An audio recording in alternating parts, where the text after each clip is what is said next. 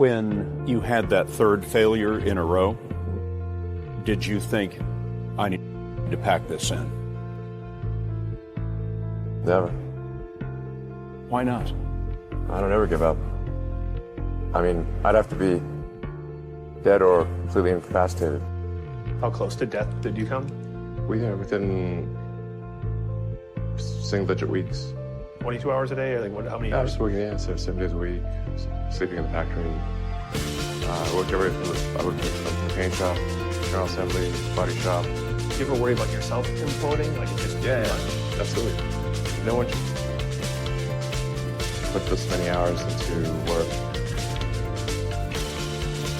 This is not good.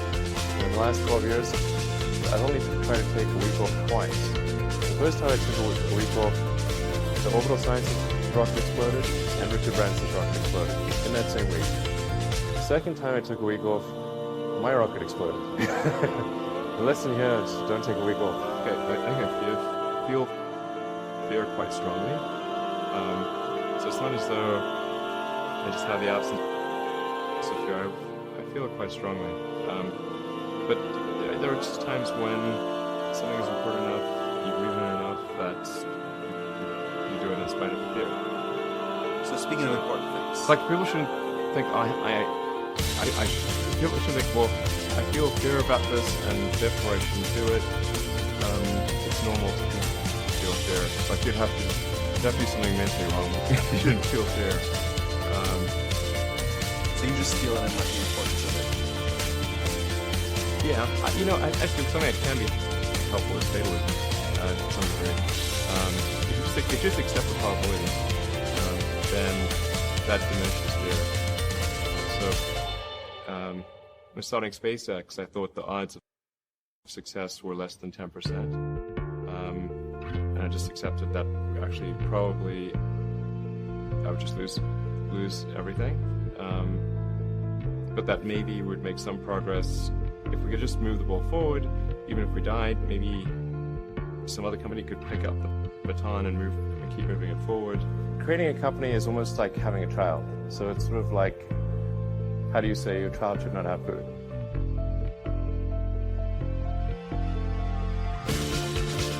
So once you have the company, you have to feed it and nurse it, and yeah.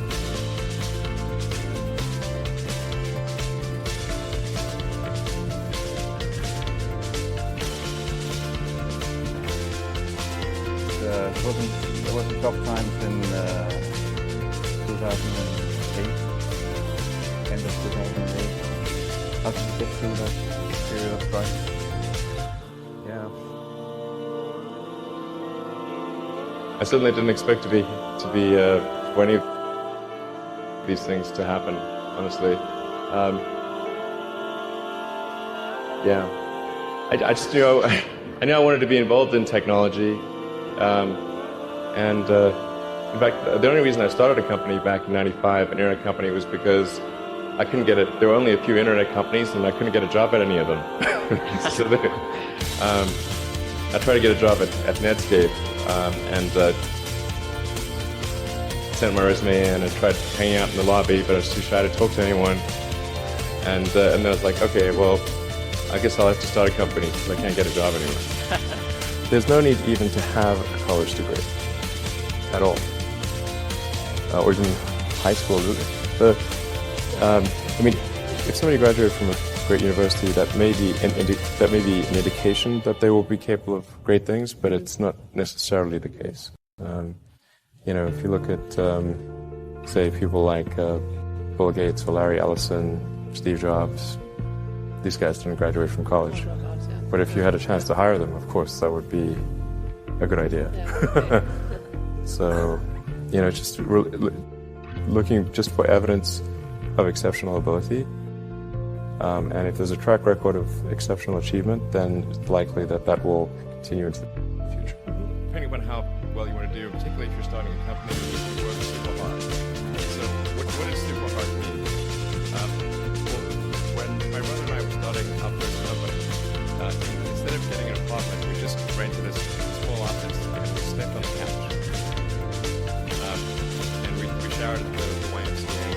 And we're so hot up we had just one computer, so the website was up during the day, and I was coding at night, 7 days a week, all the time. And I sort of briefly had a girlfriend in that period, and in order to be with me, she'd have to sleep in the office. So work hard, like, every waking hour. That if you do simple math, say like, okay, if somebody else is working 50 hours and you're working 100, you'll get twice as much done in the course of a year as the other thing I'd say is that if you're creating a company or if you're joining a company, the most important thing is to attract great people. So either join a group that's amazing that you really respect, or building a company that's got to gather great people. And all a company is a group of people that have gathered to create a product or service. And so if you take on how talented and hardworking that group is, and the degree to which they are focused cohesively in a good direction, that will determine the success of the company. First of all, I really need to give some thought to, like, how can I provide advice that would be most helpful? And I'm not sure I've given enough thought to that to give you the best possible answer. But I think certainly being focused on something that you're confident will have high value to someone else, and just being really rigorous in making that assessment, because people tend to, a natural human tendency is wishful thinking. So a challenge for entrepreneurs is to say, well, what's the difference between really believing in your ideals and sticking to them versus pursuing some unrealistic dream that doesn't actually have merit? And that is a really difficult thing to tell you. Can you tell the difference between those two things? You know? So you need to be sort of very rigorous in your self-analysis. I think certainly extremely tenacious, and then just work like hell. I mean, you just have to put in, 80 to 100 hour weeks every week.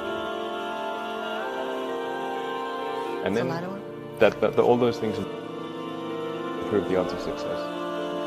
I mean, if other people are putting in 40-hour work weeks and you're putting in 100-hour work weeks, then even if you're doing the same thing, you know that in 1 year you will achieve what they achieved. You will achieve in 4 months what it takes them a year to achieve.